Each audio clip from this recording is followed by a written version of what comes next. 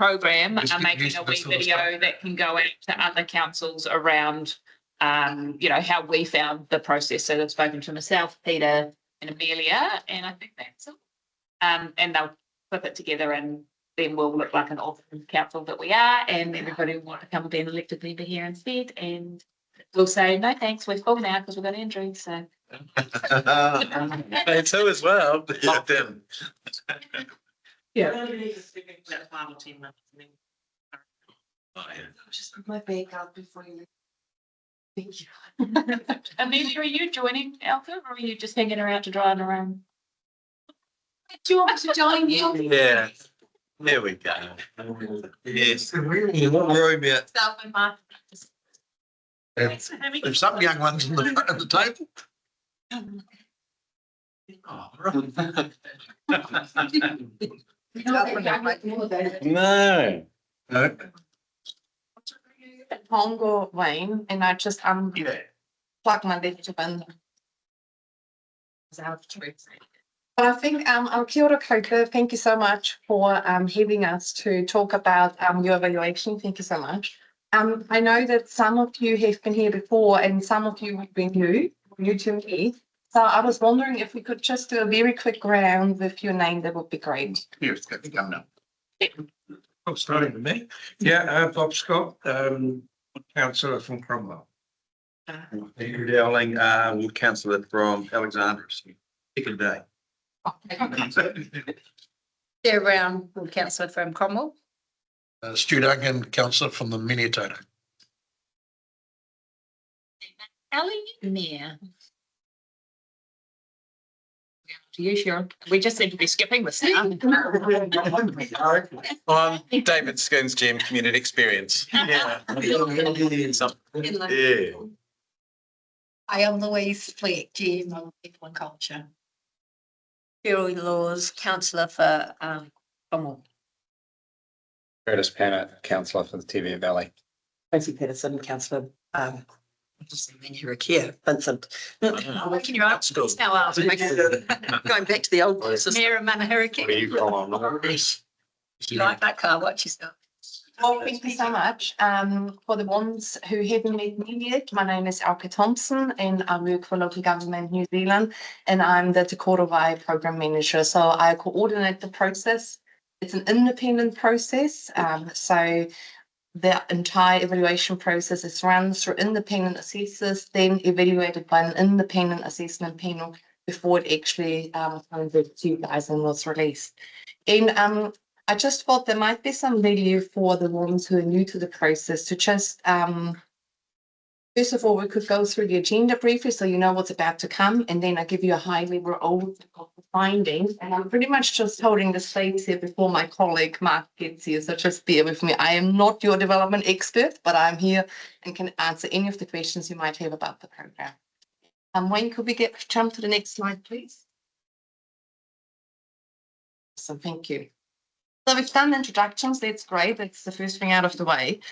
We're going to talk about the high-level overview of the program, so just to help you refresh what the areas of focus were and how it sort of all comes together at the end of the assessment in terms of your tips for improving.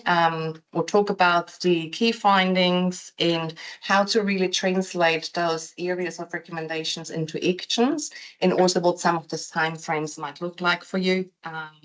We're going to go through the evaluation pillar by pillar, and we're going to have sometimes we're going to zoom in a little bit and talk a little bit more about certain aspects. And at any time, this is also an opportunity for you to ask questions, especially once Mark gets here, about any of the detail you really want to kind of engage a bit more with. And yeah, and then we can talk about the next steps and what actions you guys can take as a team and as an organization. Next slide, thank you. So what is the Korowai? Most of you will know what the process is, but in very short, the Korowai is an independent assessment of your council's performance. It's one of the only assessments that looks into the organization from a very holistic perspective as opposed to piecemealing it. So pillar one, we've got the strategy, governance and leadership component. Pillar 2, we're looking into financial decision making and transparency. Pillar 3, which is usually a big piece of a pillar, is your service delivery and asset management. And then the pillar 4 talks around how you guys engage and communicate with your stakeholders and with the public. Once we've done the assessment, as I mentioned before, there is an independent evaluation process where you get evaluated and given a performance benchmark. We purposefully don't call it grading anymore because the grading always used to make people think, oh, we want a really good grade and the grade is our end destination. How we change the progress, we really want you to look at those results and think about them in a cyclical way, because sometimes you might be performing really high in one area, but your external environment might change. You're still doing amazing work, but the outcome might look different.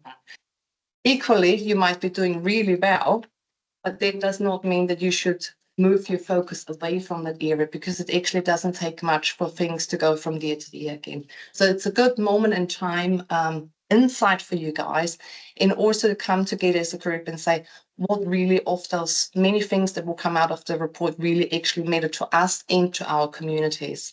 And now you're in a great cycle in terms of your planning. You've done your planning, you've reviewed your policies and everything. So it's a really good opportunity to go, are there any blind spots where we'll go really fast? Where are some areas where we might have to go slow and steady? Next slide, thank you. Pretty much talked about the next slide. We can jump right to the next one. If you're wondering how, there's a lot of content within each of the pillars, but to make it easier, we've structured them by themes. And you can see the themes in the little, oh, that's great. You can see the themes.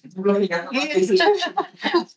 And you will find those themes again in terms of how we mapped your performance. So each of the themes has an attributed benchmark, and then the overarching collection of the themes will give you the benchmark for each of the priorities, and the priorities together will then lead to your overall performance evaluation.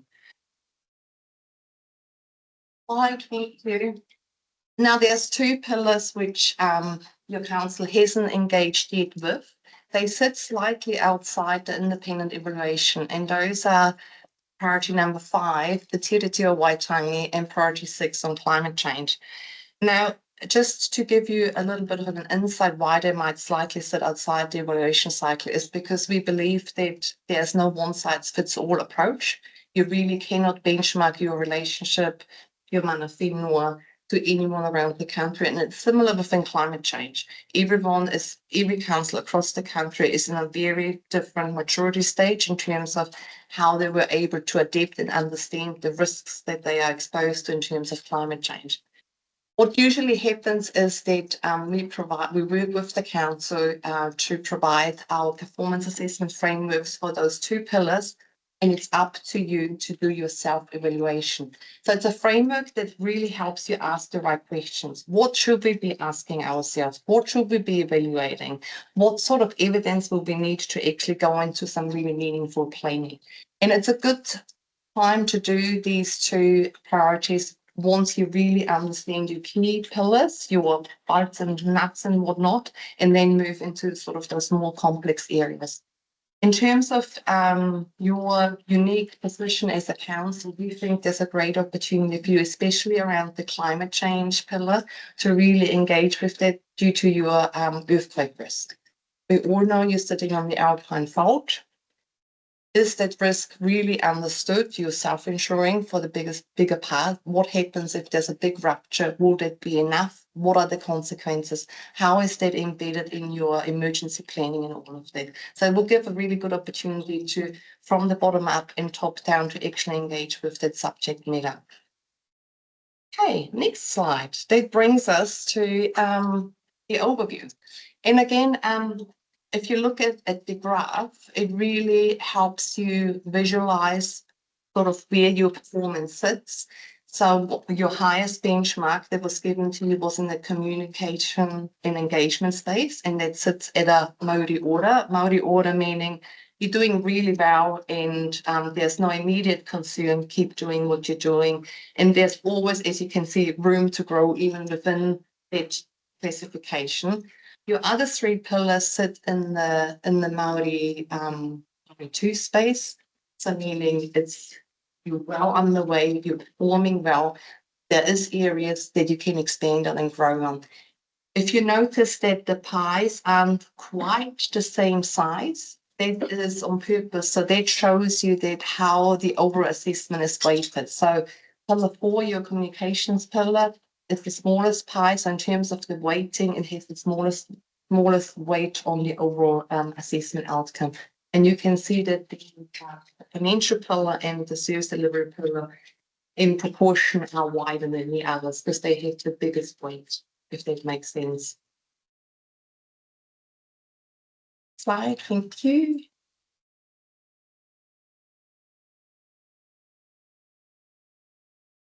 This is where it gets interesting, right? And this is where I wish Mark would already be here, but that's okay. So in terms of your key challenges and opportunities, what the assessors found was that overall your council performed really well, and there were no areas that they turned around and said, well, here's a really high risk. We really need to urgently move on to addressing that risk. However, in terms of the climate change, and I already touched on that, while you do have a relatively dry catchment, which makes it easy for you guys, you don't have to deal with floods like other areas have to deal with around the country. But there is the big risk of the alpine fault and also some risk around Roxburgh. So in terms of planning and thinking around the support infrastructure for Roxburgh, there's still room for improvement, the assessors found.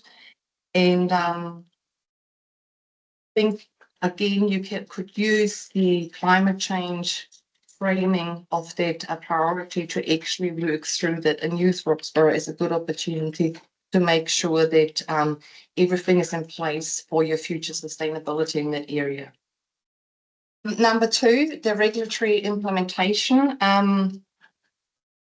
What the assessment found is that you have a relatively small team that processes a large number of consents, and that they're doing really well. But what the assessment also found was that demands from the regional councils, fast track consenting, all of those things, looking into the future, will actually create a more complex environment and will actually really drive the number of consents that you can expect.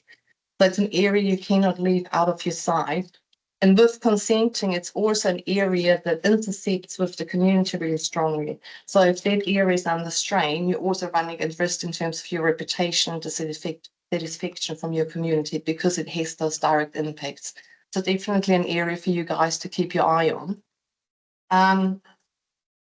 Third point, infrastructure management. The assessors found there was really good evidence in terms of how you manage your roads, especially in terms of your road sealing and maintenance, but they really flagged the risk around the bridges. They flagged the risk that there was certain uncertainties around how many bridges there are and understanding the complexity of actually assessing the bridge infrastructure as a whole, like the amount of heavy users like your milk trucks and whatnot, and what it actually does to that infrastructure.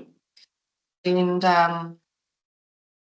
the bigger here is that bridges are very expensive, of course. They are a critical part of your infrastructure network, and you need to make sure that it is fit for purpose for the future, really. And roads, while the road management system looked like really mature, there was quite a gap when it came to bridges.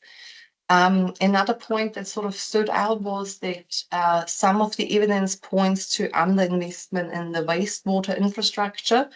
But again, the assessors felt now would be a really actually good opportunity when working with your CCO to actually hand over and understand the implications of the fees and charges and to collaborate. So you can use that time and place now to actually really become very aware of what that means going forward and keep your eye on it really and be actively engaged in that process. Number 4, organizational culture. So in the process, we have a session where we come and talk to staff, and it is a closed room discussion. And before we come on site, we have the integrity survey, which most of you would have filled out in terms of asking you how you feel that you can do your job. Do you feel there's mutual respect and support? What we found is generally your staff and the organization feel very safe. It's a very psychologically safe environment. They feel connected to the purpose of the council, and they feel they get supported from the managers and do meaningful work. But what we also saw is that there was a slight gap from the integrity survey. So when they were just by themselves filling out the survey, and when we put people in a room. And that gap that we perceived sort of pointed to a legacy issues from the previous regime. And that's something to be aware of, because you might have certain buffers within the organization that might still feel a little bit of a raru. So keeping an eye on the organization and making sure that that strong leadership that Peter is providing through the staff, and with the new very capable mayor, that everyone sort of jumps on the train and no one is sort of within the bubble, because when things feast, they feast quickly, and it only takes that one egg. So that's just something to keep in mind, although, you know, it was very positive. There's still a little bit of an undercurrent in there. In stakeholder engagement, you scored really, really high. This can be a very interesting area, because often, it's not often people pick up the phone and say, I really like you guys because you collected the rubbish on time. You know, you gave me my consent on time, exactly how you see it. And the dog that was roaming, you know, is no longer an issue. You hear about things when they're not going well.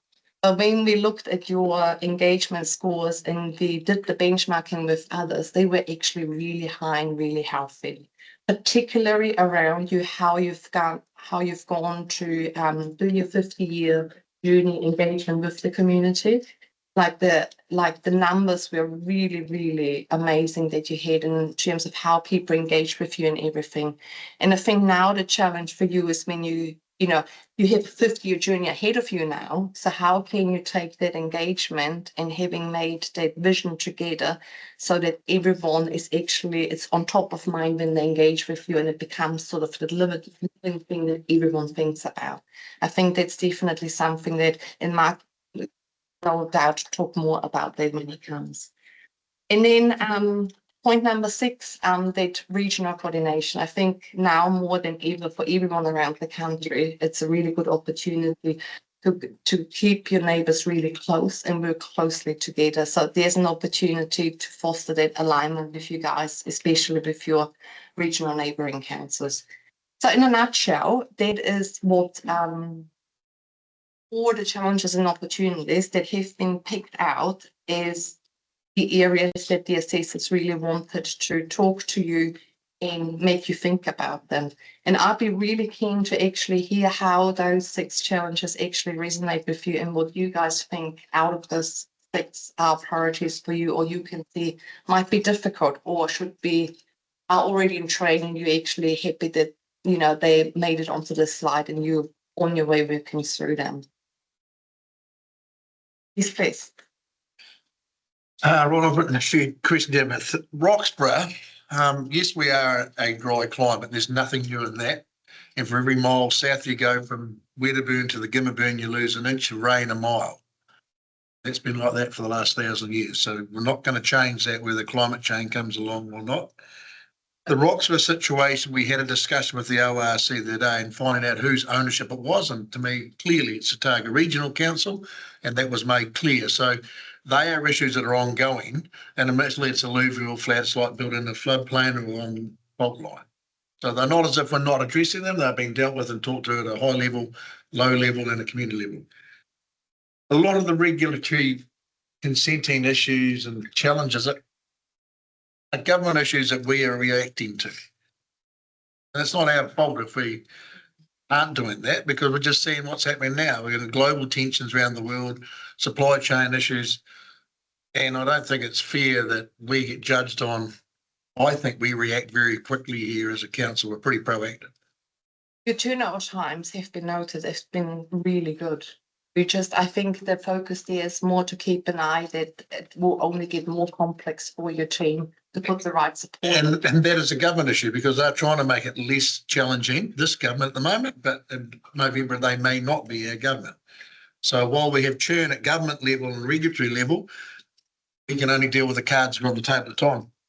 Bridges, on the head of the road end part of it, we've had a whole lot change in bridges, and remembering that some of those bridges were built when they were horse and cart, some were over-engineered 50 years ago, and it comes down to capital. So, we've got a government that set rates caps, so I'll be the first, and Curtis and Tracy and I'll be the first to put another 20% into rates to address that issue. But when councils and mayors were elected to not have rate increases, that is ultimately, we haven't invested in infrastructure enough, and bridges is one of those things, of which we have a lot of. And we're no different than Southland, but Canterbury, and the argument to that is the government should be, it's income. About the staff, and talk about the legacy of the last regime, I'd like to know how that was worded. He's talked about the staff and safe and sanctuary to work in, and the leadership's good, but there's legacies of the last regime. Was that executive staff, or was it heirs or chief executives? I mean, legacy of staff legacies is interesting word. This is where I hand it over Good to morning, Mike. Is that coming at the end of the clip? I'm sorry I'm late. I have been enjoying, and you know what it's like when you're traveling from that side of the world through, and you've got this big hill on the side and your mobile phone runs. Anyway, apologies for being late. I'm Mark Abbott. Thank you for your attendance. I have to say, before I answer that question, I was impressed with the Mayor's interview on Radio Pacific earlier this week. I thought that was enlightening and encouraging. To answer the question, I'm not sure it's worthwhile going into intimate details around causation, as in the who and the what and the why of the last regime. It struck me that through this process of your evaluation report, that there were some very positive comments around a really evolving and organic organisational culture, which really filled me with a lot of warmth.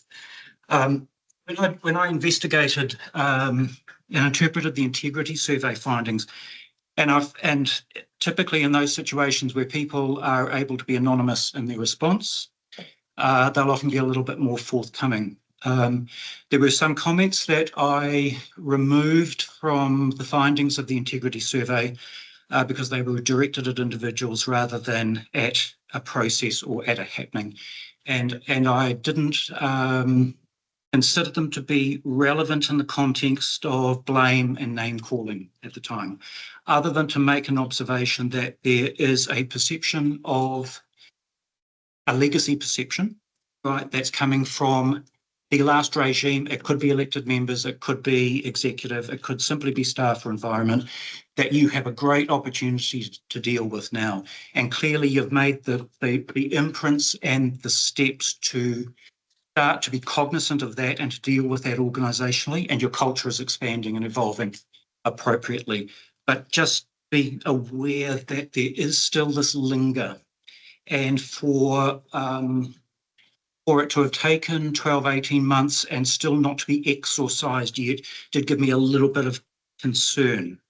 It gives me concern too, in the sense that we only have one employee, which is our chief executive. We do, that's correct. And if it, I guess it's a hard question to ask because we've got staff, elected members and mayor here. If it's elected members, we need to know that as well, like through the mayor or through if staff feel threatened or uncomfortable dealing with us, and because this is our only format really, other than social experience. But if it is staff, well, that is clearly a chief executive staff, and it may well be a legacy like a sports team. There may just be churn or not enough churn or whatever. I mean, well, look at Scott Robertson, but maybe let's not go there.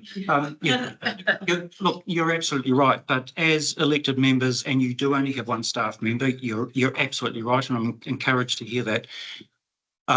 It's still the responsibility of this table to set that expectation, right? To set the expectation that if staff who report to your employee, they should be comfortable enough to be able to raise concerns in a safe environment. And I think it's up to elected members to actually encourage that safety, not to supersede it or sidestep the chief executive, but essentially to ensure that you are committed to the safety, psychological, physical, whatever it is, of your staff and of your contractors. So that does sit at this table. As I said, the commentary from staff and from elected members during the interview process was encouraging and did fill me with a great deal of hope that in actual fact your cultural development is headed very much in the right direction. I would have thought we have a very, very, especially at the executive level, I hope I'm right, that we have a very good connectivity between us elected members, the senior staff, and I hope, but there's a lot of people there, so there'll always be friction, but that was, I felt that was one of our strengths in Central Otago District Council, is our relationship with the executive staff. I think sometimes when we label things as an area to watch, and it's not necessarily just it's not directed as a failure, it's simply a keep this on the radar. Because what we find when we're going through a process like this is that we've got these things that we're doing quite well, things that we're doing very well, and then things that we say, maybe have a focus on, right? Here's an area to focus on. What often happens is that we turn the heat off the areas that we're doing really well on and make an effort to fix things up in the space over here. You get your best bang for your buck clearly by keeping your eyes on the things that you are doing well, but ensuring that you've got enough connectivity into the other areas that generate benefit. And number 6, regional coordinate closer to the range with QLDC. Well, one would think that we've been dealing with Three Waters water entity group. We've got regional deals is clearly between us and Queenstown ORC. And I wouldn't have thought we're dealing with some of our waste with the Victoria Flats. What more do we have to do other than be amalgamated? It feels like it's either you or the government telling us that we've got to be closer aligned because there's something in the hidden agenda. Maybe it's just. Oh no, this isn't about hidden agendas. I think I've purposely stayed away from Waters amalgamation. I'm ratepayer in both regions, so I can, but why is that a challenge and an opportunity when clearly our role, if you take all those others, you missed the one about climate change and Roxburgh, what we're really got to concentrate as far as Te Korowai is concerned on us. So why did that come in? I guess why is that now being focused on them? So I'm focusing this on you from the report. We're looking at this as key challenges and opportunities. Here's the trick. Which of those is a challenge and which is an opportunity? I'm looking at number 6, regional coordination, as great opportunity. And clearly you've done things very well. You've amalgamated water. I'd be worried if you considered that as the beginning of the end of that problem or opportunity. And we talk about that in one of our, maybe you have talked about it, I'm sorry, particularly around wastewater. And there was this great quote from your assessor, great man, he's an economist, and words are something that he's very mindful of, Lee David. And he made the comment, there is hope. And I thought, oh, how intriguing. There is hope. That's not really local government speak, There is hope. Fingers crossed, and let's, pray. There is hope, but there's hope around your entity that there will be ongoing dialogue and ongoing direction and ongoing engagement, and not simply a handing over of that asset to another entity, and you hope things are going to be rosy. And all is well and good in the garden, because it very well may not be, I hate to tell you, and clearly you've gone in eyes open with this and very well informed, which has been great. But, the issues around wastewater, for instance, are very much in terms of fees and costs that you will bear as a community later on. So engagement with your neighbours, engagement with QLDC particularly because of the size, structure and the intent of that entity is something that really is there as an opportunity in all regard. picking up on the planning part. Hmm. And obviously this whole process was driven a few years back Yeah. by a group in our community who was getting a little bit unhappy with some of the planning side of things and what they were hoping to achieve and what they perceived as council being a handbrake. So, obviously there is planning for us. I mean, I was really glad to see that you mentioned growth. I think growth is both a challenge and an opportunity. But we certainly do have some challenges around fast tracking and other bits and pieces that we say have things taken out of our control. But then obviously then the planning comes in again at the stakeholder engagement side, which a big driver obviously for this. So that one there, I guess that one for me just needs a little bit more expansion from you, please, just so I can get, when you say when it's stakeholder, the future direction integrated in planning, and you're talking our district plan, where are you heading with that? So I am, to address this table, your key role in my view, your key role is very much around setting the direction, setting the strategy, setting the intent, not just of this triennium, but into the future. Mandate is intergenerational in my view. You were considered, and I don't mean that derogatory, but this council was considered to be doing some great work in terms of its engagement. Much of that in my regard, and some of the things I might say, take them as being contentious, if you would, or a little bit of a prod, and that's simply to generate discussion, right? I don't have a lot of history with Central Otago District Council. I've been observing it from the outside and have been really encouraged, certainly by the results of this report, and from what I've heard through the local government community on the side.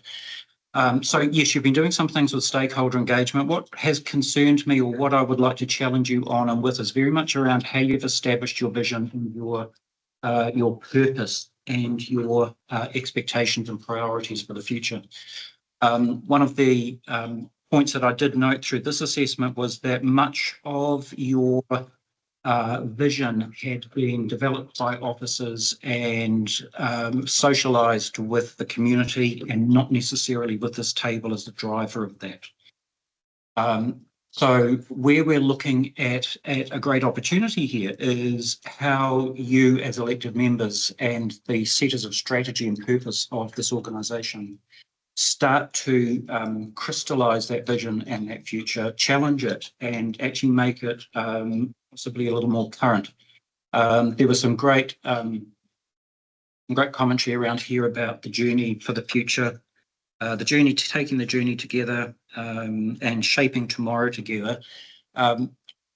Conscious though, and happy to be proven wrong, that much of that was externally driven and not a direct reflection of current priorities and expectations. As you move into, and I'm sorry this is taking a long time to answer your question, That's all right. but as you move into your LTP cycle and process, I'm expecting that your priorities are really already well crystallised and articulated, for instance. Right? So that you actually know what your expectations of the delivery part of this entity is and needs to look like.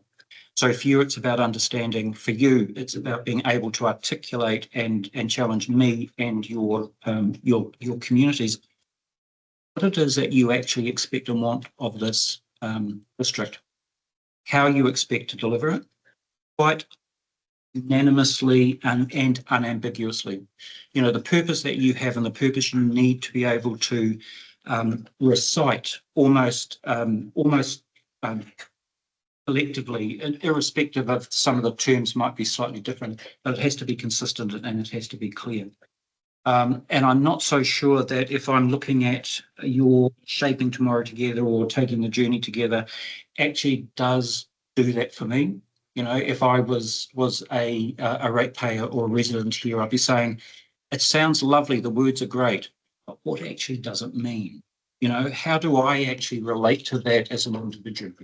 So this table, leadership, governance, strategy, delivering, which is your key job, is to be able to say collectively, this is where we are taking you. Right?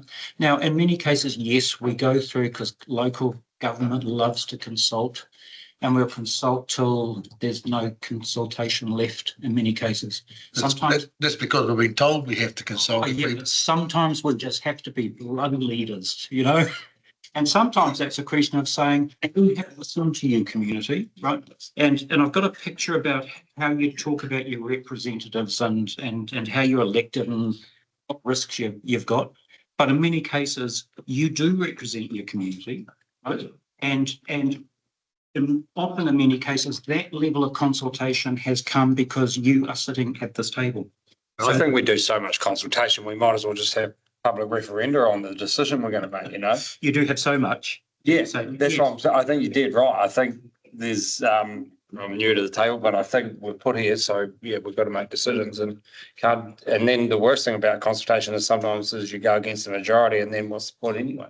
Well, do you go against the majority or simply, let's face it, you would be the exception if you were here because you had a voter turnout in excess of 38.5%. Challenge when they say the majority, Yeah. it is not the majority. No. It is the majority of a minority. Yeah, that's right. That's what I'm saying. That's That all. is the best way I've heard that put in a long time. The majority of minority. Yeah, the whinge on this one thing here is you take on when you go to your sports club or you go to your school breakup where you do that, you take on 60 people in your community that tells you we want this or we don't want that and form really strong opinions. And you come here and it's like, oh no, we've just done a resident survey, but it's 15 people who don't like you anyway, won't vote for you, say we don't want that. And then you do come up against it. Hang on, that's not what our community wants, but we have no, it doesn't, if I did a survey on my phone, it doesn't stack up until you get the information that comes through a council-driven document. Yes, but It feels that way. No, you're absolutely right. And I think you've got to be mindful as to who are you listening to at the rugby club or the soccer club or the right. Is it the 38% of the people who voted? And generally it will be, right? The 60-odd%, my maths isn't that good stuff. Just so you know, 55% voter turnout here. Oh, okay, that's pretty good. Make a note of that, would you please? 55%, that is phenomenally good. So we've got, if we're imagining our 100% of residents and ratepayers, 100% of the people you serve, right, all do have very different expectations. There is a vocal minority who come up to you at the rugby club and come up to you at your soccer club and harangue you. Now, look, I hate to say it, those are probably the ones who might be on the margin of whether you're here or not in 2 years and 7 months' time, potentially. But the other side of that is that if you are actually serving a majority and that's delivering services to the majority, then they will actually rally at some point and you'll be back in. You know, so be very mindful. But is that the problem? Is that the problem? You'll be back in. I don't give a rat's ass if they're back in or not. I don't care. I've been here for 21 years, but I want to make the right decisions for these people, the staff and the ratepayer. And that's maybe where a problem, why we have infrastructure problems, our bridges, because people made the decision on popularity. But I think that's where it has changed. And I think part of that was picked up. I don't think there's anybody at this table here today that makes their decisions based on keeping their job in 3 years' time. I think that's that is an anomaly. Absolutely. Fantastic. No, and that is an anomaly in local government. You're absolutely right. And I will tell a story if I hadn't been late. I'd tell us. No, I will tell a story. It goes back to Waitakere City Council and the old around, so the winery area of Auckland. Appreciate that. A very, very long-standing councillor who had also been the mayor and was miffed because he lost his seat to Tim Shadbolt and then others, Bob Harvey lately. And couldn't get over it, but he still stood because he was serving his community. Went to a meeting at one stage to talk about public parking. Now, he happened to own many of the stores along the front of Great North Road in Henderson. And he said at this public meeting, how dare you think about putting public parking in? Those shops are mine and the shopkeeper's going to suffer and my income will, right? But he was still intent on keeping his job. Right, so he hadn't quite seen the difference between what he was there for. Shouldn't have actually told that. This is a safe community. I'm sure it's not going to go viral. But you're absolutely right. So if in fact you are of that minority, good on you. I would challenge you though to think about your decisions, not so much for the current community, but for that intergenerational delivery. And I think if you've been here 21 years, Well, I think that's actually the real strength of Central Otago District Council. And we've only just lost a couple of the older Cromwell ones. And they've been, and a lot of people will stand aside and not stand for re-election. Yeah. And a classic is Curtis, you know, and that along with, and encourage local politics, whether it be on your board of trustees, your sports club, and those people come through who are representatives of the community. So I think Central Otago has done that very, very well. And they'll be now shoulder tapping people, think, well, what about, and I'd say succession planning and politics. You can't plan for politics, but if people are at the school board of trustees who are interested in being that community advocate or the fire brigade, they usually get churned over. And then Andrew's a classic example. His father and his uncle have been involved in politics the last 50 years. He's only just got into it now, other than a governance at school. So I think we do that well. And we respect people, even though they've got different views of different worlds, to come into that. So here's another thing. As I've gone through, I've made 16 points that I'd like in terms of you as an elected to think about as part of this process. And we might cut because I'm conscious of that timing. Are you going to kick me out soon, or are you? Scotty. About half an hour. We've got a couple of people that do need to leave in half an hour, but we've got some that can stay a little longer. But okay. That was my number 4 point. So let's cover that now. And that's about what I would expect this table to be prioritising as a consequence of this report, but more importantly, as a consequence of doing your job. And that point is looking after yourselves and developing your capability. It's addressed here as elected member development, ongoing development. Typically it is extraordinarily ad hoc and left very much up to an individual to put their hands up and say, I'm thinking I'd like to be, right, I'd like to know about the planning site, I'd like to know about control, I'd like to know about future for local government, whatever. I would challenge you, and this again is another opportunity, to actually spin that and prioritise elected member development as non-negotiable. You're here and you're giving up your time and your skills and your effort and your energy, and there must be some compensation for that. I don't know what I don't need to know, you know, the squillions you get paid for doing the job that you're doing. I know. With your job and with your commitment to local government comes a commitment to serve to the best of your ability and capabilities. That doesn't, in my mind, equal your current abilities and capabilities. What it means is the extent to which you are capable. There is a whole host of learning opportunities, development opportunities, and challenge opportunities out there in the governance space that I would seriously challenge you to take up and to insist on as part of your commitment to local government. If any learnings came from this in terms of leadership, governance and strategy, it is that. Take the opportunity, but more importantly, talk collectively about how you would like to see yourself and each other develop and grow from a training and development opportunity. So I know, Amir, it's noted here you've attended the in-house directors course, which is great. And that's corporately orientated, I know, but the lessons and learnings from that are transferable across multiple organisations. The Institute of Directors also does one-day courses, which are really helpful too. Even just to crystallise your understanding of the role that you have and are committed to as governors and as directors, pseudo-directors, but directors nonetheless. So take that. Personal development is by far one of the investments that you will and can take in your future that will benefit the organisation and your public. I'm just going to quickly run through my 16 points if I can, and then you can highlight any that you think we'd like to delve into. Have we done the 4 pillars? Yes. Oh, we have. So 4 pillars. So from my perspective, the pillars of this assessment that we need to focus on at this table are pillar 1, leading governance and strategy, and pillar 4, engagement and interaction. The other 2, finance and service delivery, asset management, are the doers of the organisation. So things that you need to be really mindful of, but not directly involved in. You don't need to have your sticky little fingers involved in those necessarily. You do need to be involved in them from a decision-making perspective and from an assessment and risk perspective, but not the doing bit of it. So your doing is very much around how you lead, how you set strategy, and how you govern. So for that, first point is alignment with the long-term plan cycle.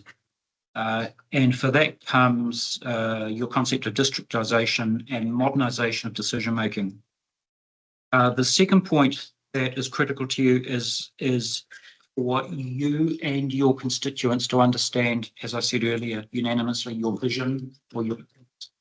I think there's a little bit of work to do on there.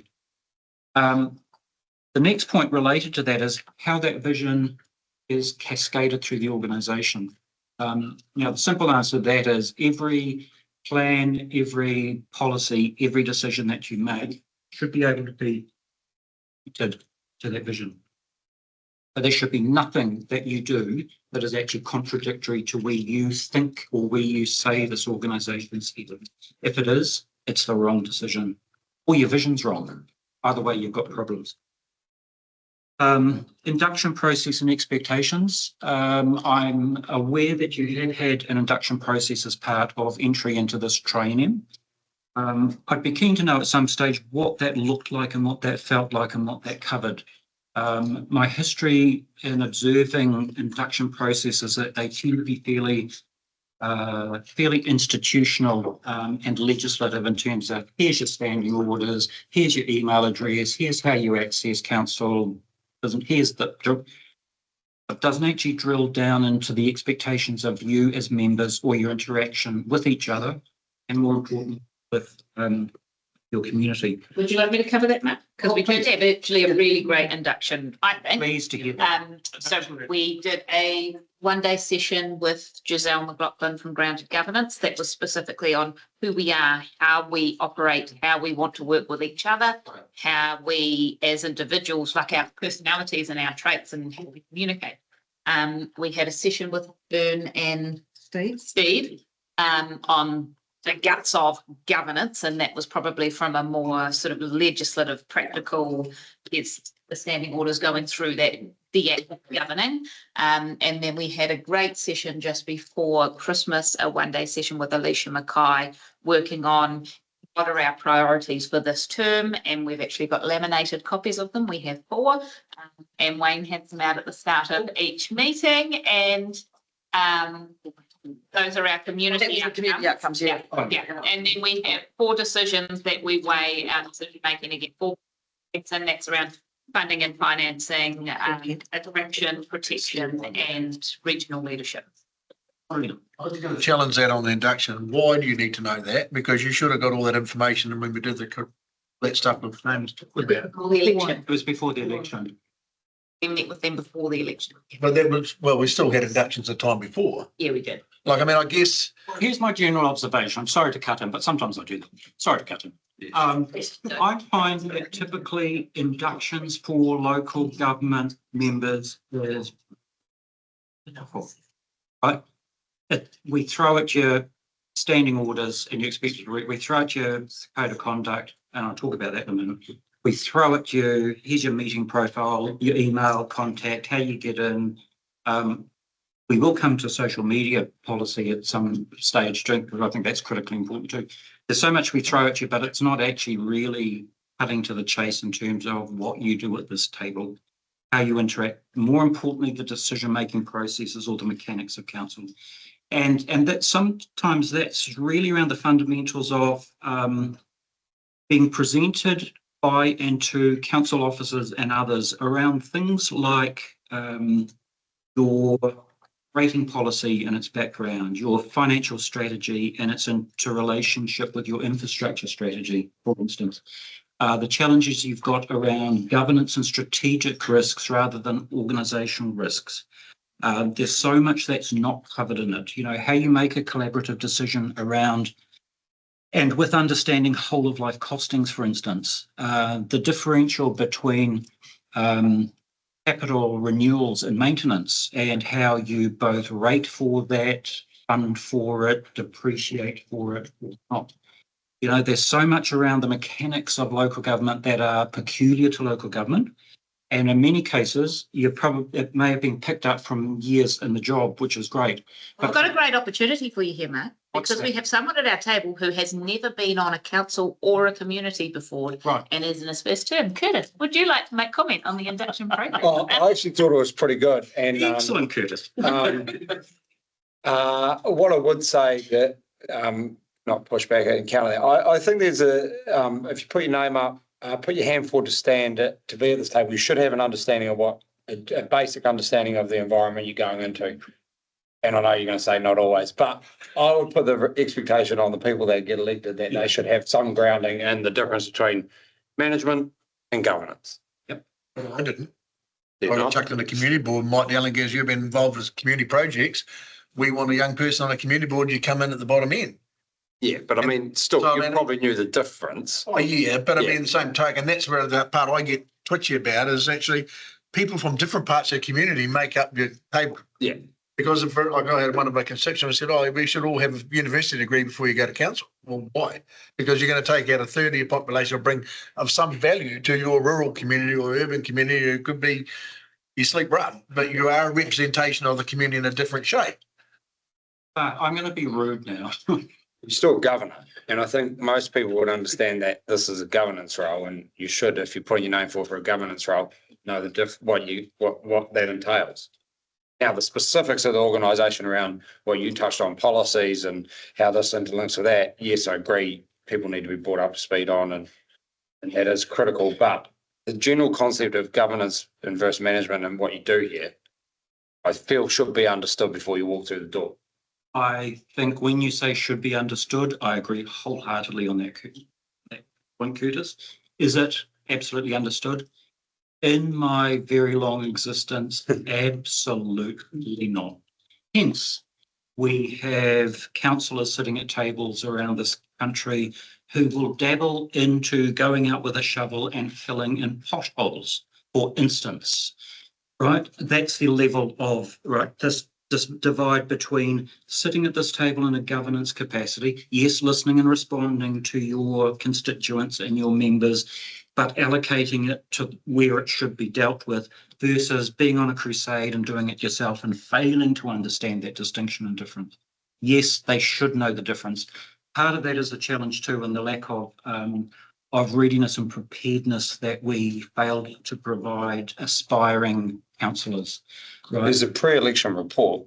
Pre-election If people read, get a general understanding of some of the policies and projects. And some people like you, Curtis, may very well have read I it. did read it, yeah. Sorry, and here's me being rude. There are 3 jobs, up until a few years ago, there were 3 jobs in this country that you did not need any qualifications for. I want to be a barista at my cafe. I still have to do an NZQA course around how to put the swan on my latte, right? So that's a course, that's a qualification. The 3 roles were being on a district health board, which has now been assumed into Te Whatiora, so may not be gone. Second is to be a member of parliament. I need no qualifications to put my $50 up and stand for parliament, either on the list or an electorate. And the third, I hate to say, people are sitting around this table. You need no qualifications or pre-qualifications or pre-expectations to be voted in. It is potentially one of the challenges we have in local government. Or potentially one of the strengths. Yeah, and potentially one of the strengths, and potentially why we have such a lower voter turnout, because many people may say, it's a point.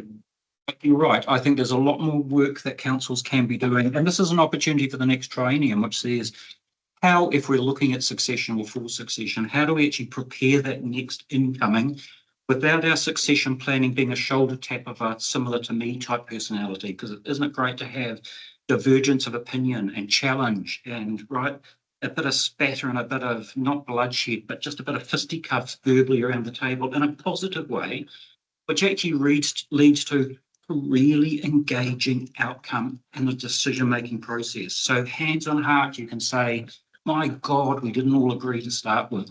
And I learned something from that discussion that I actually had a preconception, but I learned something and I was prepared to listen to it.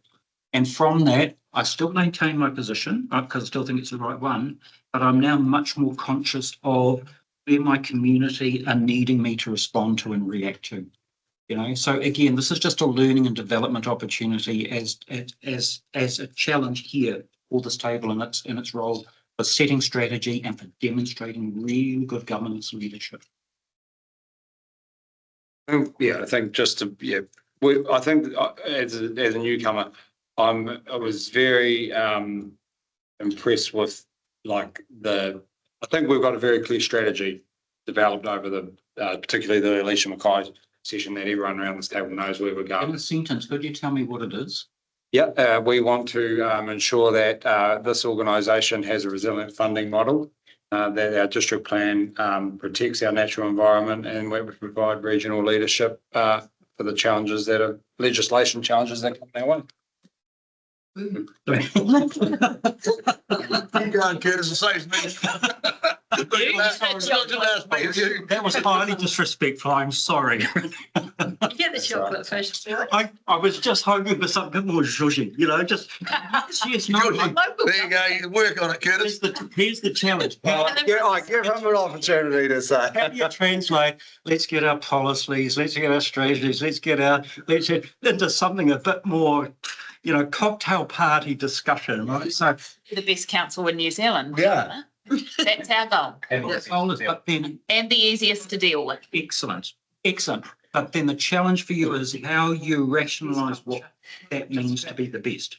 And the most fiscally. Is it the most responsive? Is it the most fiscally prudent, or is it a combination of those? So brilliant. Those. Like Mike Dowling said, look after the young, look after the old, the rest of them look after themselves.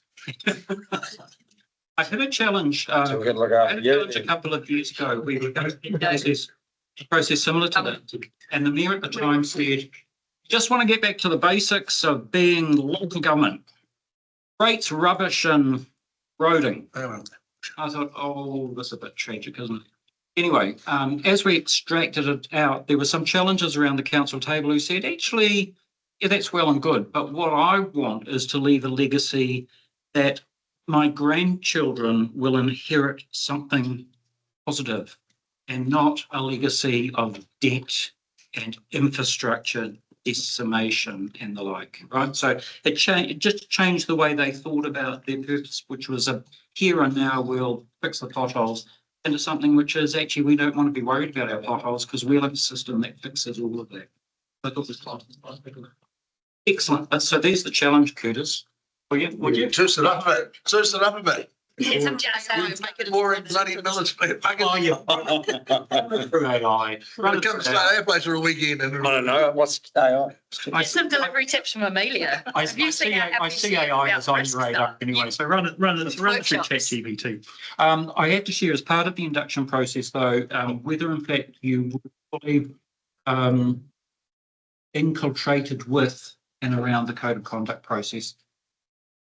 The only reason I ask that is that in addition to this exercise that I do for Alka and to Korowai, most of my other local government work over the last 5 or 6 years has been code of conduct investigations and reports.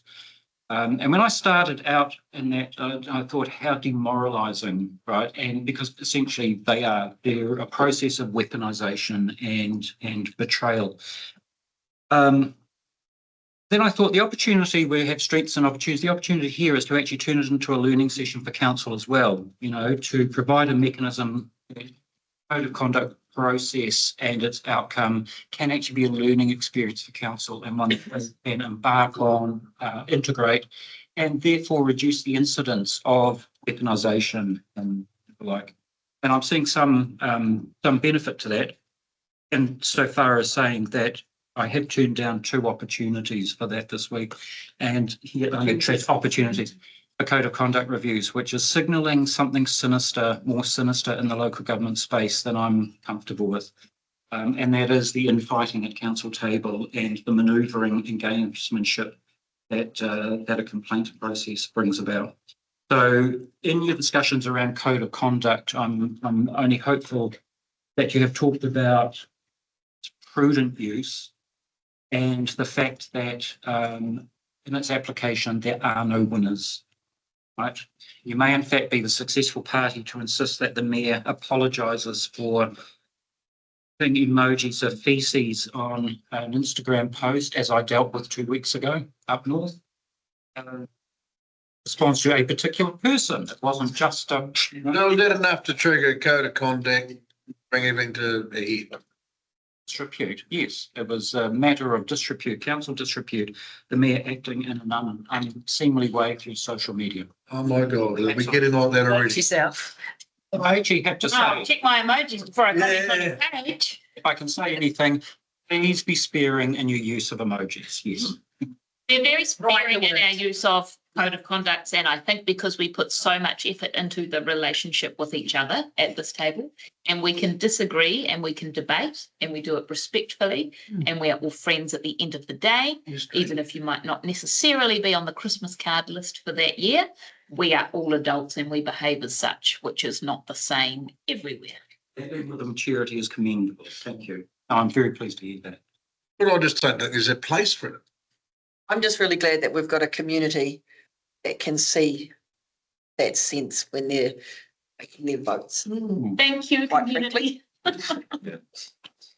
No, good view. And but just in summary, understand the use of code of conducts and there is. So understand the fact that even under legislation, a code of conduct recommendation has no teeth at all.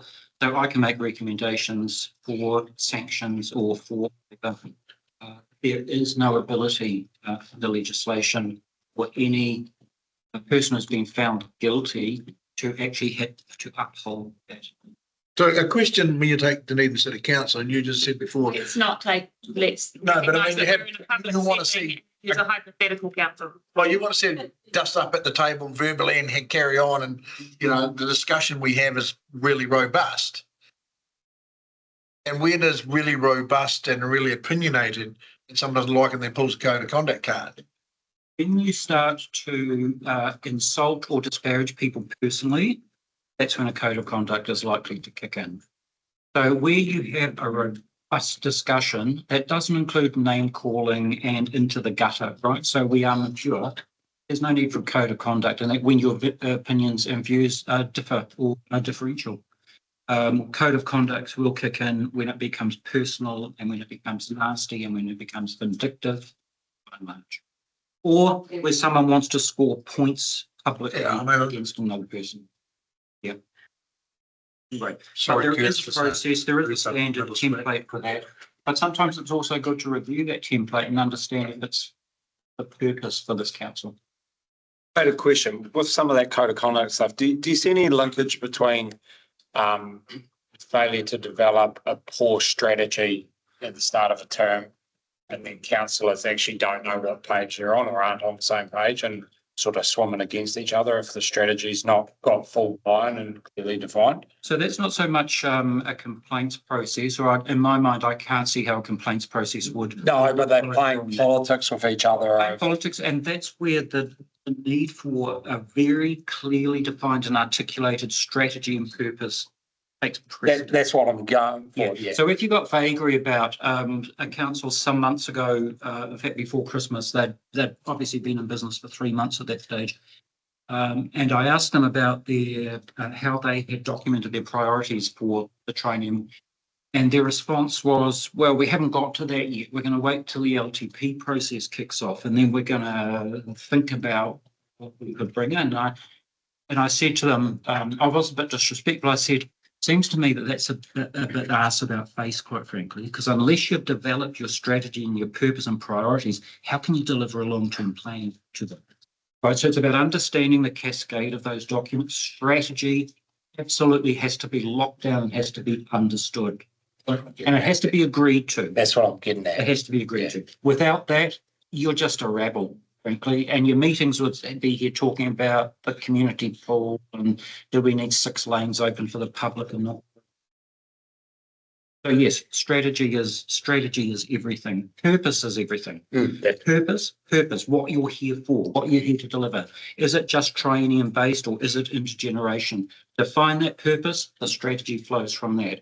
From that strategy, all your other plans, policies just cascade naturally. Your LTP clearly then supports that strategy.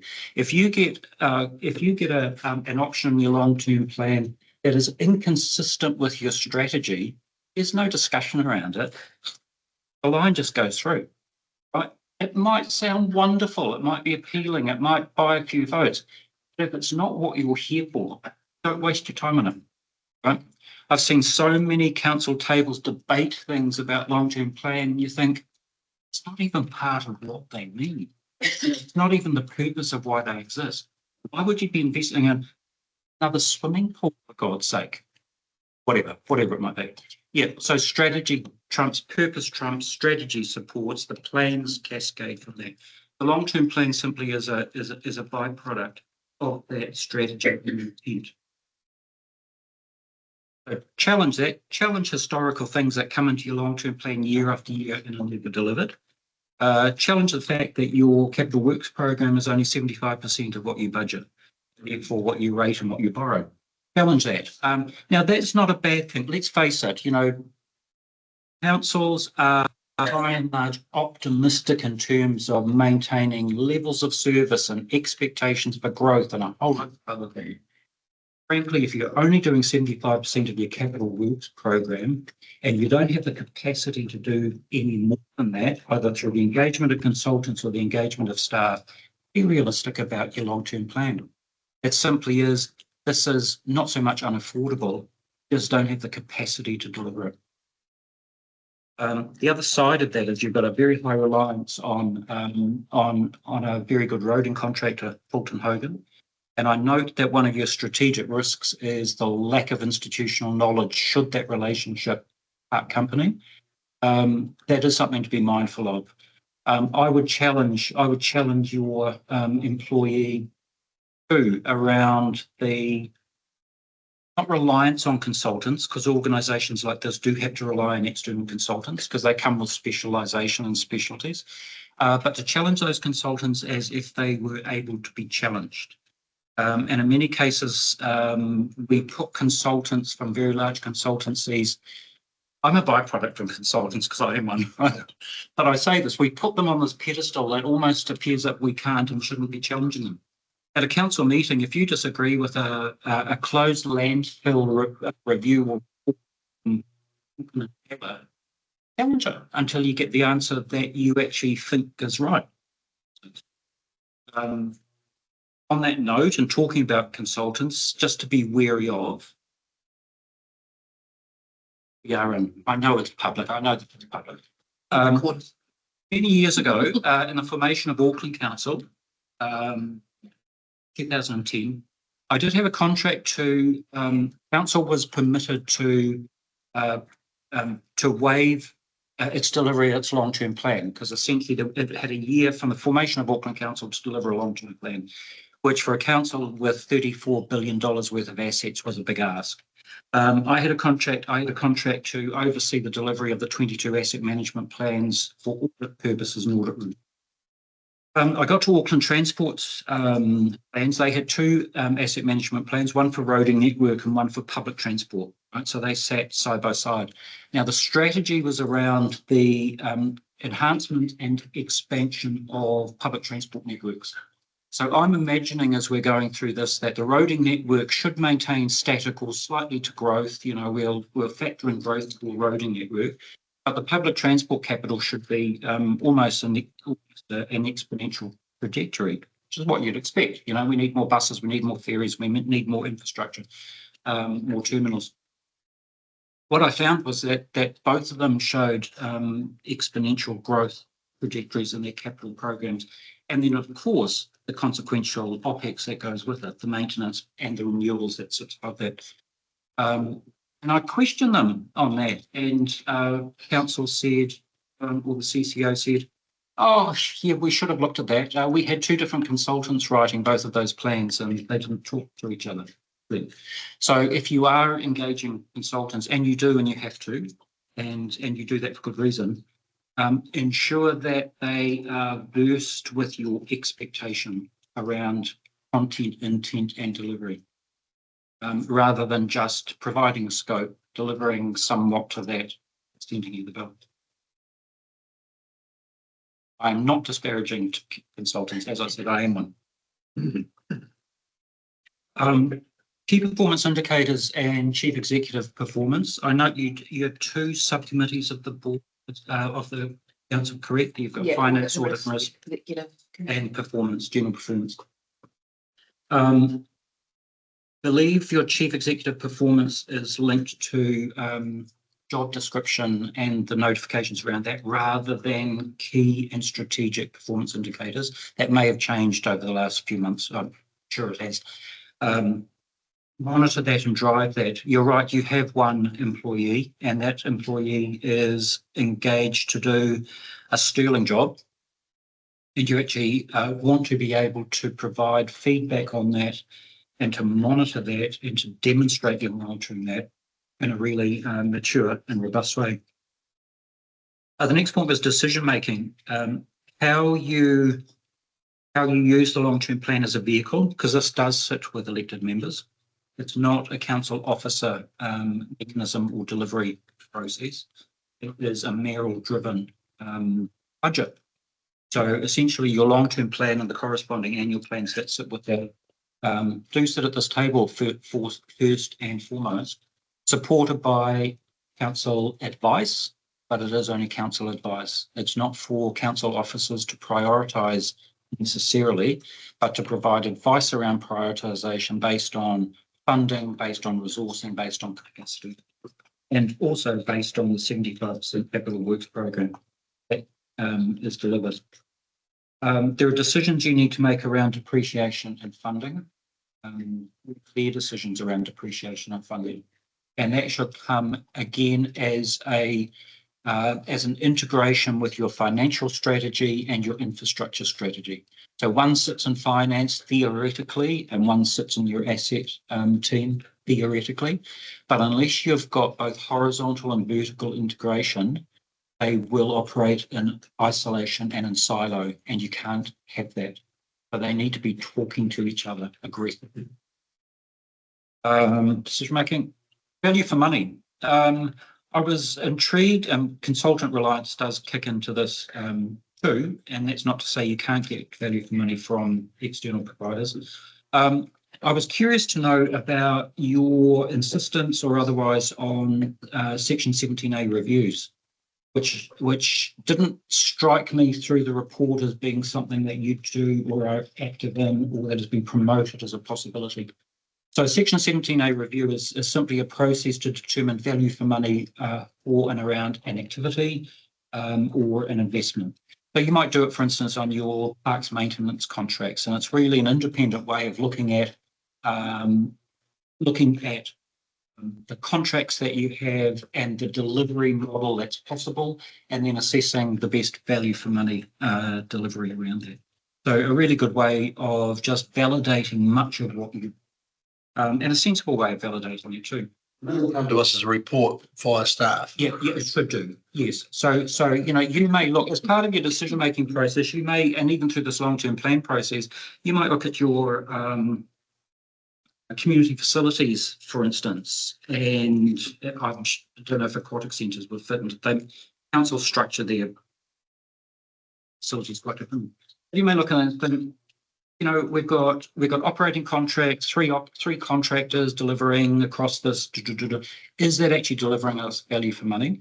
And a simple and logical way of doing that is simply enacting a Section 17A review, which is an external perspective of that function and that delivery, report it back to council, and you can either choose to maintain your status quo, or if there are options to deliver better value for money, consequence of that, to take that. It's simply a reliable mechanism, a legislative mechanism, to prove to your communities that in fact you are conscious of your money value. Key strategic risks as another topic, and that's very much around how you're factoring growth, how you're dealing with bridges and the funding for that, and how you're targeting and understanding for a narrative around the threat, the impending threat of an earthquake, amongst other things. And sometimes it's a discussion to flesh those risks out. More importantly, it is, but it's as you move through your decision-making process, it's just crystallizing the fact that these things are on your radar, and they're not there. Sometimes they're there to be a bit scary and frightening, but you do have to deal with them at some stage.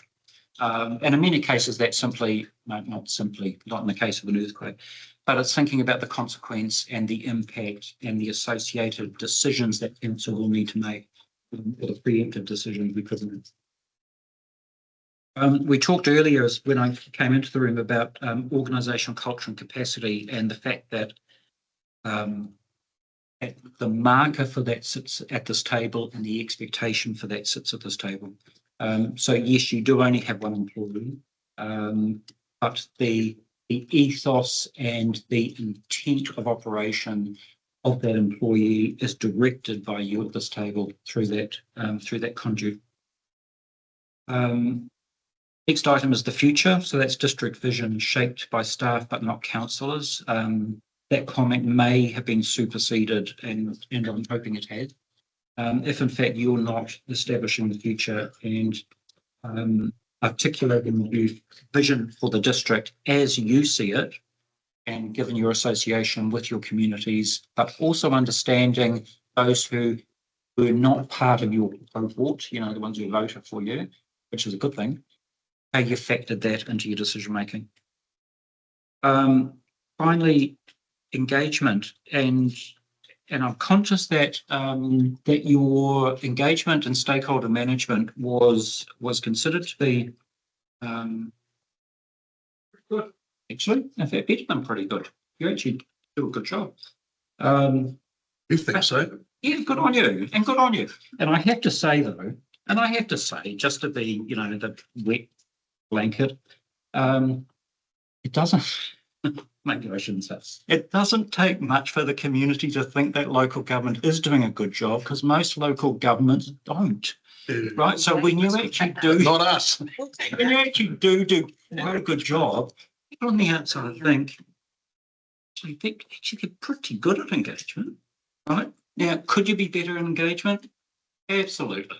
No, you could. You can always be better at engagement. Because it's about. You do hear that often. You do. It's about relationships. It's about formalizing those and building on those. It's about understanding. And I'm conscious, one of the comments that did strike me through this was a feeling that iwi mana whenua engagement was complex. But complex because of the speed and the flow of decisions and regulatory reform that are sometimes just difficult to keep pace of and keep up with. Comment in many cases. But in saying that, it's worthwhile persevering with and guiding through that process. So can things be done better? Maybe things can just occasionally be done differently, and you get some really good outcomes. I did on that note though, and I will circle back to it, know that the social media policy doesn't apply to elected members. Maybe that's been updated. But that's been updated. Would it be updated? It does. I'm sure it does. Can we have a policy we don't use social media? Got our own. We do. Now that's an interesting one. Thank you. Thank you. I don't. I am You not don't on use it. it. I told all our elected members, ratepayers, Yeah, I will not be. We have one for elected members. You Yeah, we have a do. policy. We do. Oh, thank God. Okay, so we can update that. Yeah, that's good to know. And circling back to my code of conduct reviews, most of it has been around the use or inappropriate use of social media under the guise of a personal opinion, but purporting to represent council. Now, I hate to trouble you, But when you signed up and when you were voted in, you lost all your personal lives. I know. By and large.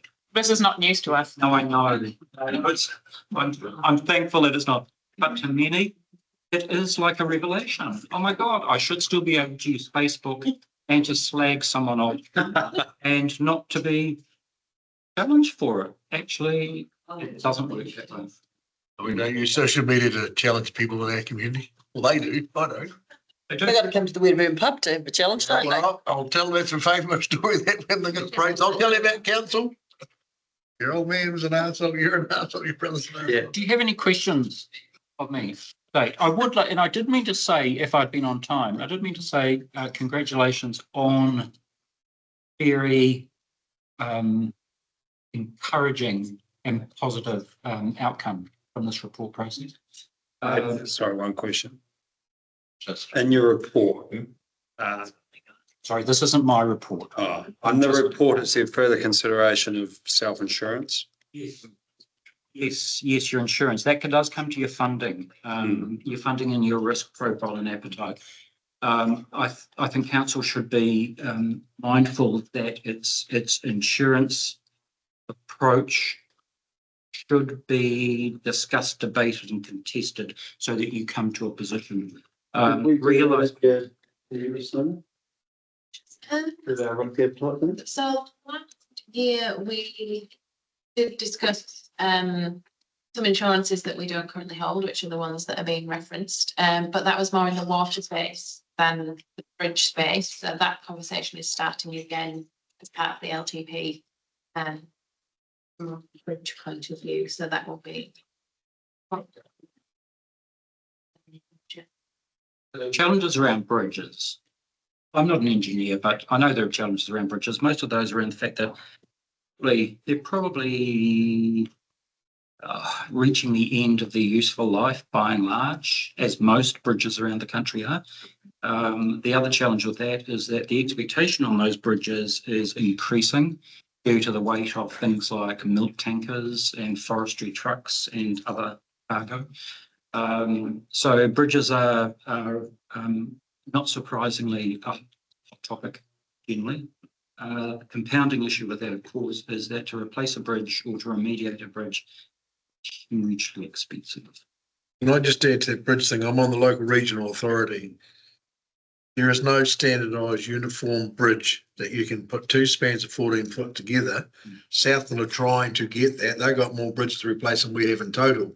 But you would have thought that Transit New Zealand would have a model where a 14 span bridge that take a 50-ton truck would be a standardised custom part you can put on infrastructure. 5 of them. But we're talking about buying 70 within Southland. That's right. Yeah. And then, but that's not even done. So when we go as elected members to say, well, come on, QP, we need a bridge over this here. It could be a 14-metre span on an 8-metre gap, and it might only cost you 600,000. But there's no system for it. The government hasn't even made a model for it. And I'm sorry to say, but economists and engineers are largely to blame for that. I'm probably the old consultant as well. No, you're absolutely right, and that's something that you need to customise yourself. Well, a young engineer said, well, build me a bridge type structure where you can own the intellectual property of it and then sell to every council because it's a massive hole. Yeah, I was just thinking that. That's where. Well, maybe that's what we do. Jen. That's where we should go. However, with that comes the liability of failure, right? So if you just And that's the risk, right? that's the risk. So you sell your bridge design, but you carry the pan of, shouldn't affect anything go wrong. No, the engineer that certifies. You made a quick China, good point. of prioritising elected member development. And we have talked about that at this table for a long time. And there's always been the year, for want of a better word right now, about spending ratepayers' money on that professional development. Now, I know everyone has different theories around this, but it would be really good to have some really solid words for us all to hear around that, please. I'm conscious of that. I'm conscious of the ratepayer spend. Everything you do will be on the lens or over the lens of the impact of rates or the impact of funding. And I'm intrigued by that. I'm intrigued by the fact that we can go down the street, or you can go down the street, your council officers here will go down the street, and people will say to them in the street, high rates pay your salary, you should be doing, right? There's a divorce and a distancing of that, of the work of council from that community space. You have an expectation in my mind to be the best of what you can be. And in any organisation, that generally comes with ongoing assistance in terms of personal and professional development.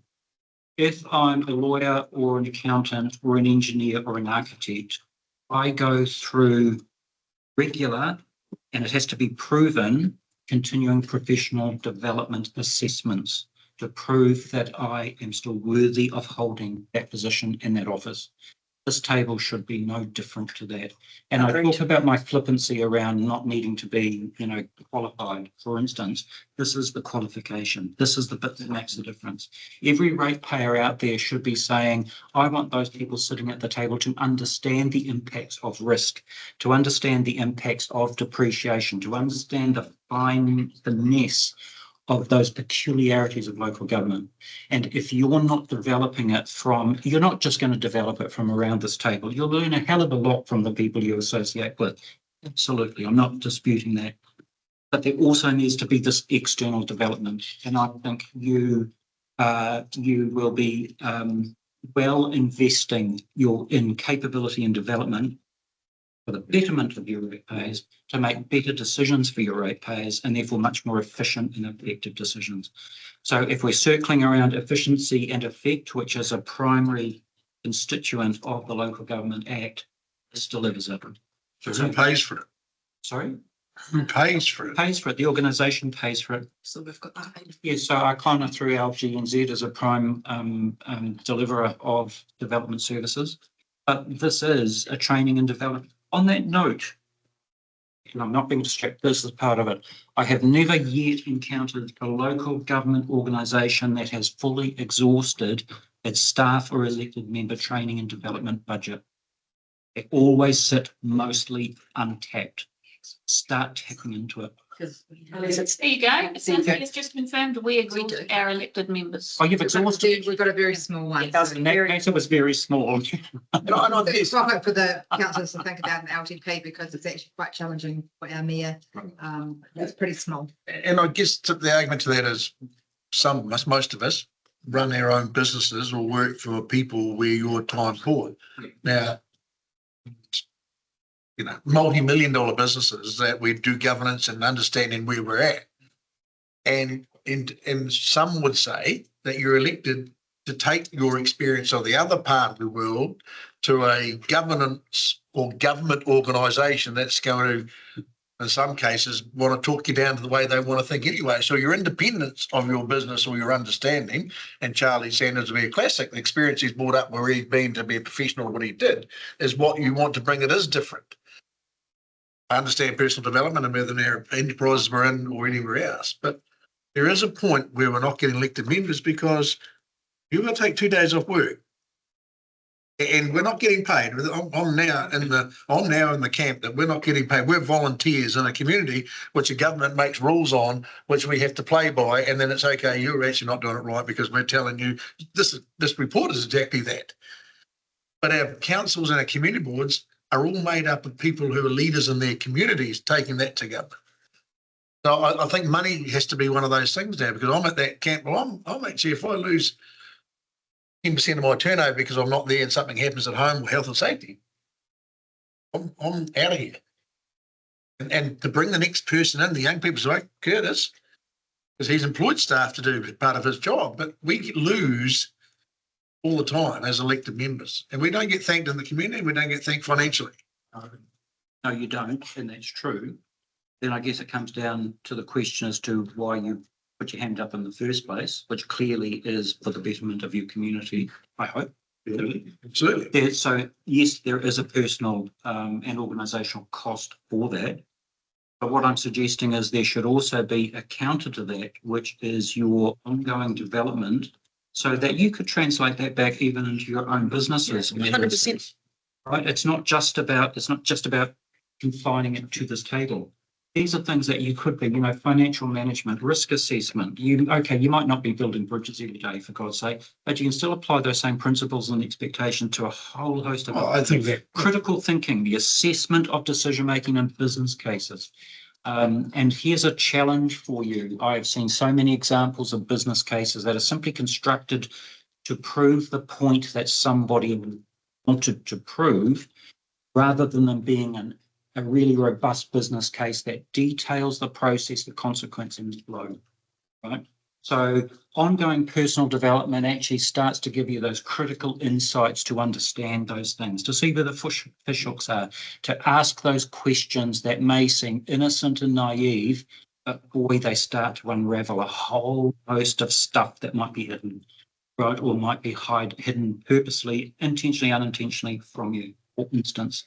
So professional development comes in a whole host of shapes and forms. It could be governance, it could be financial, right? It could be engagement, it could be social media, it could be planning, hearing, commission, for instance. It could be dealing with mana whenua, for instance. It comes in a whole host of different options and different baskets. But I think there's an opportunity here to both identify those individually, but also to identify them as skills missing from this table, potentially too. What else do you need to know? Is it greater financial literacy? Because you may have very skilled personnel working for you in council, but you do also need that challenge as well, because you can't be reliant, and you're never going to, if it gets to court, say, I didn't really understand the profit and loss account, so I can't be held. Actually, you can. So you asked for a punchy statement. Yes, I did. What did AI tune? Smart decisions, well, it's kind of a composite of me and AI. Smart decisions today for a strong tomorrow. Oh, yeah. Oh, How's that? There you go. I'm thinking about it all day. In saying that, people, I think my work is. Right here.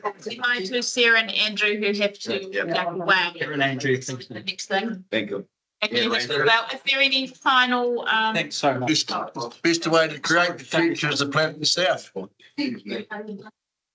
Tracy, Right? best way to create the future is to create it yourself. Oh, okay. Oh, you're no line. What plans? Oh, I see. There's no light. How much comes out? Don't get him too excited. Stop it. Let's just be respectful. Tracy. Good word. I think. See you all wonderful people later on. yeah.